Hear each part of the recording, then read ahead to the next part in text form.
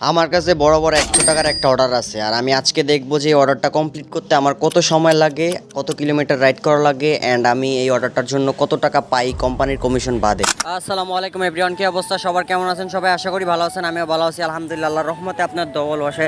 So guys, আজকে মূলত ভিডিওটা হচ্ছে 100 টাকা, বরাবর 100 টাকার একটা অর্ডার আসছে আমার কাছে।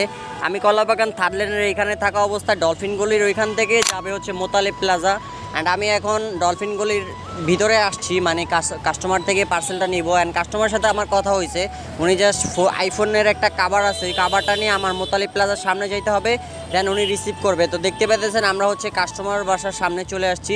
এই যে বাম পাশে যে বাসাটা আছে, এই বাসার লোকেশনই মূলত দেওয়া রাখছে, অ্যান্ড আশেপাশে কোনো একটা বাসা হবে। অ্যান্ড আমি এখন ফোন দিতেছি, এখন ফোনটা ধরতেছে না, বাট আমার আরও 2-3 বার ট্রাই করা লাগবে। তো আমরা দেখবো যে কতক্ষণ সময়ে আমরা এই 100 টাকার ডেলিভারিটা কমপ্লিট করতে পারি, কত সময় লাগে, অ্যান্ড কত কিলোমিটার রাইড করি আমরা। অ্যান্ড আমরা দেখতে পাইতেছেন পার্সেলটা পায়ে গেছে। এটা হচ্ছে ফোনের কাভার, আমরা বলছে একটা, বাট এটার ভিতর দুইটা আছে, সমস্যা নাই, যেহেতু ফোনের কাভার বেশি ওয়েট হবে না, একটা হোক আর দুইটা হোক। তো আমরা যাচ্ছি হচ্ছে মিরপুর রোড দিয়ে ধানমন্ডি 6 নম্বর হয়ে সেন্ট্রাল রোড দিয়ে ঢুকবো। দেন সেন্ট্রাল রোড দিয়ে ঢুকলে আমাদের আর বেশি ঝামেলা পোহাইতে হবে না। আর ওনারা আমার আরও ভিতর দিয়ে দেখাইছিল কাঁঠাল বাগানের ওইখান দিয়ে, মানে গুগল ম্যাপে, আমি ওইখান দিয়ে যাব না। ড্রপ লোকেশনের দূরত্ব হচ্ছে গলি থেকে মোতালেব প্লাজার দূরত্ব হচ্ছে 2.0 কিলোমিটার। আর আমরা কাস্টমারের অ্যাড্রেসে আসছি পিক আপ করতে, মানে কলাবাগান থার্ড লেনের ওইখান থেকে, সেটার দূরত্ব হচ্ছে 450 মিটার। যাক, আমরা এখন পার্সেলটা নিয়ে যাইতেছি। আর ভাই, যেই পরিমাণে গরম পড়তেছে, একদিকে হচ্ছে ম্যাগের অবস্থা, একদিকে ম্যাগ দেখা যাচ্ছে, আর আরেকদিকে হচ্ছে রৌদ্র, মানে এত পরিমাণে রৌদ্র কি বলবো, একদম পুরো শরীরে জ্বলা যায় এরকম একটা অবস্থা।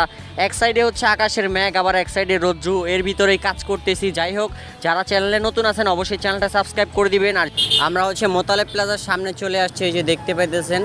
আর এখানে ভাই 24টা ঘন্টা জ্যাম লেগে থাকে, কেন জানি না, আগে এরকম জ্যাম লাগতো না, বাট এখন অনেক জ্যাম লেগে থাকে।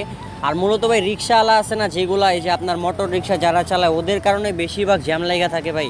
এই যে দেখেন, এই যে মোতালেব প্লাজার সামনে এসে পড়ছি, আর এইখানে দেখেন রিক্সাওয়ালারা পুরো রাস্তার অর্ধেক রাস্তা, মানে ওরা ঝুইরা তারপর দাঁড়ায় আছে, ওরা মানুষজন উঠাবে বা নামাবে যেটাই হোক, এখানে সাথে সাথে করবে না, 2-1 মিনিটের ভিতরে দেখা গেছে নামাইলে তোরা তাড়াতাড়ি নামাই দে, আর যদি উঠাস তাহলে ভাই তাড়াতাড়ি উঠা, কারণ তো ওদের কারণে একদম পুরো রাস্তার এই দিক দিয়ে জ্যাম লেগে রয়েছে। দেখেন এইখান থেকে গাড়ি একটা যাওয়ার পর আর কোনো স্পেসই থাকে না যাওয়ার জন্য, যে একটা সাইকেল যাবে, একটা প্রাইভেট কার যাওয়ার পরে ওইটাও যাইতে পারবে না।